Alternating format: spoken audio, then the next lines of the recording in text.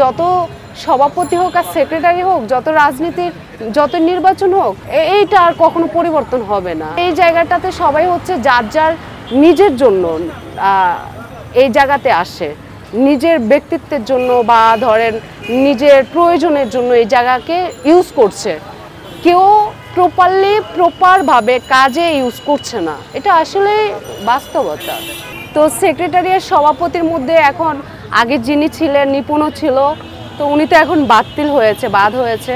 মিশা সওদাগর কি ডিপজল, হ্যাঁ ওনারা এসছে।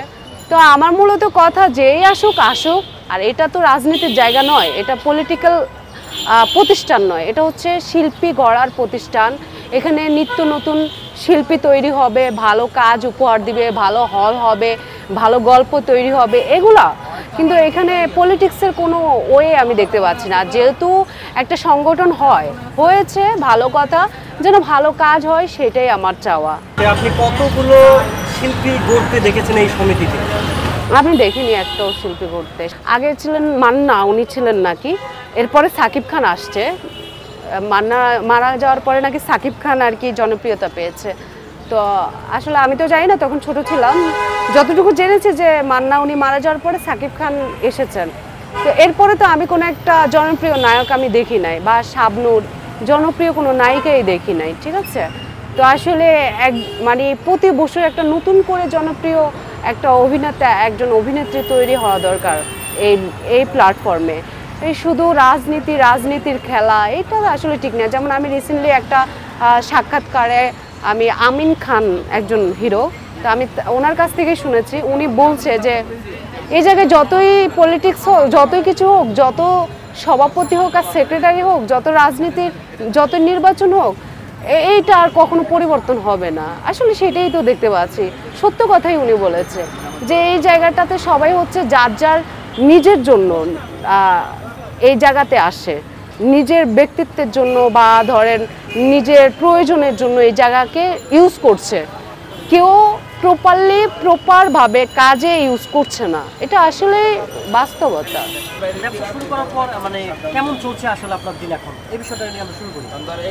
আচ্ছা, মোটামুটি ভালো।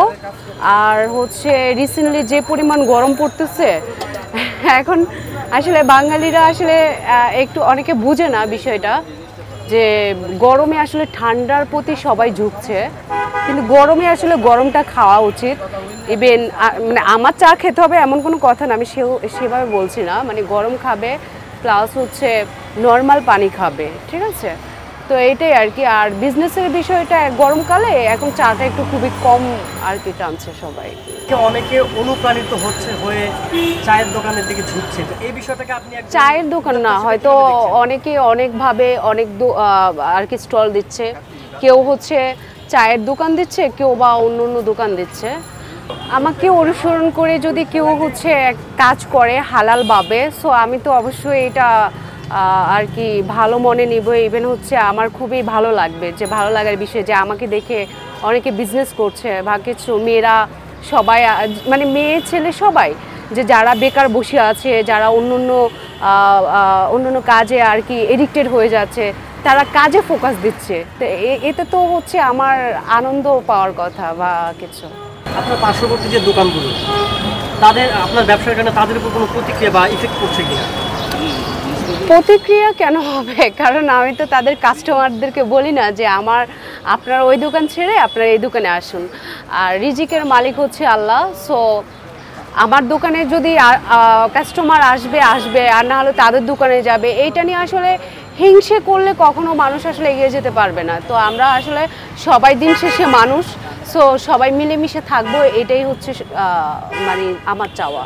দুধ চা আর লাল চা, অনেক মশলা আছে। দেখুন, এটা আসলে সিক্রেট, যেহেতু আমি হচ্ছে যে শেফের কাছ থেকে জেনে নিয়েছি। সো সবার বিজনেসটা একটু সিক্রেটই রাখে।